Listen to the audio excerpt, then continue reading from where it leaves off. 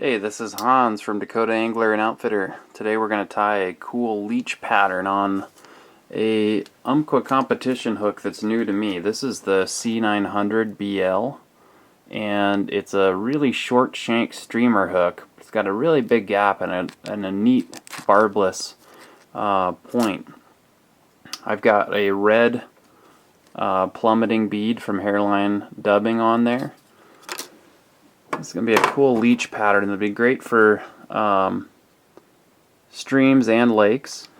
You can vary the color pattern up a little bit, however you like. This is kind of a slippery hook. So before I even start wrapping my thread, I'm going to put a little Zap-A-Gap right on the hook shank. And I'm going to wrap my thread right over the top of it.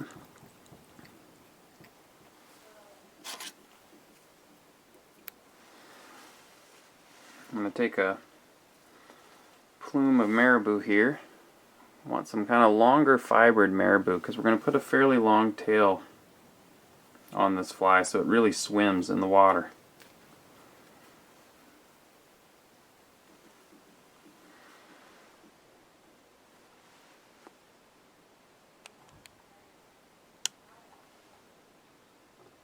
So what we're going to do is leave this tail pretty long, inch and a half, 2 inches long. You can be a little worried about short strikes, but a lot of times if a fish really wants to eat something like this, they're going to grab it. And this longer marabou really makes this fly swim. Tied that down, so we left that inch and a half, tied it down along the length of the hook shank, trim out our excess. I'm going to take a strip of red Flashabou. We'll flank each side of the tail with a piece of Flashabou. So I'm going to tie it along the side of the shank. I left it long so I can fold it over, tie down my piece for the other side as well. Fold those over, tie them down along the shank so they lay along the side of the tail, and cut the long side on the far side of the hook. Make sure they're down the sides. And we'll take a piece of black saddle hackle, something that's fairly webby. I've got kind of the end section of the feather. I've got a little nub here. That's going to be my tie-in point. What I've done basically is the fibers are forward.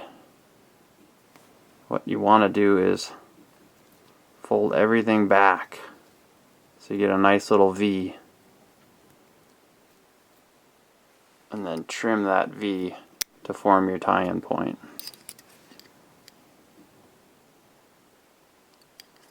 Tie that in.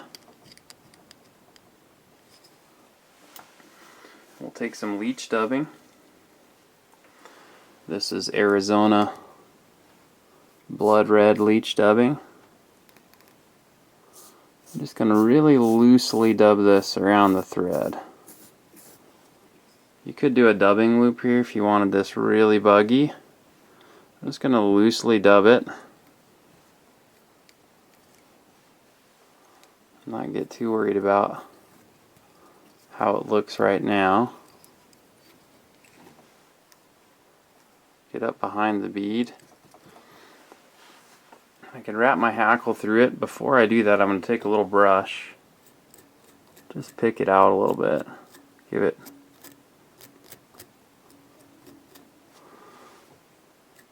nice bugginess. The hackle is going to trap some of that down, so I'll have to brush it out a little bit again. Take the hackle. I'm going to fold the hackle a little bit so that it wants to lay swept back.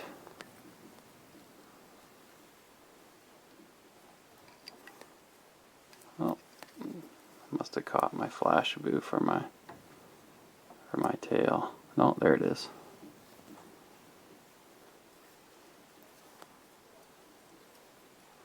You're not going to get a ton of turns of hackle, but palmer that forward. So you're behind the bead.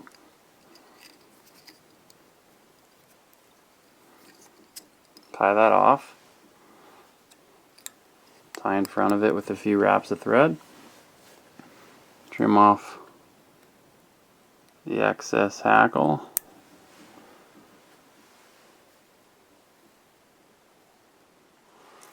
And now you can take your brush again, or a bodkin,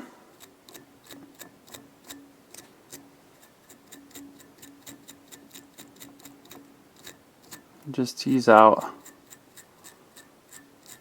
some of those dubbing fibers, depending on how buggy you want it.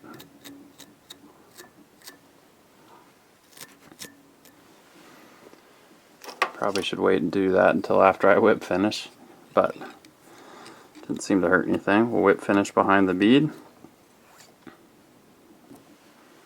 Throw a couple of whip finishes on there for good luck.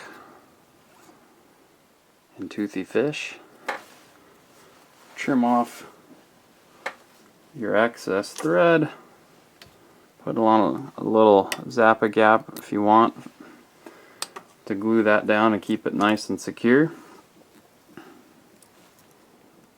But we'll back out here in a second so you can really see what that fly looks like with that longer tail.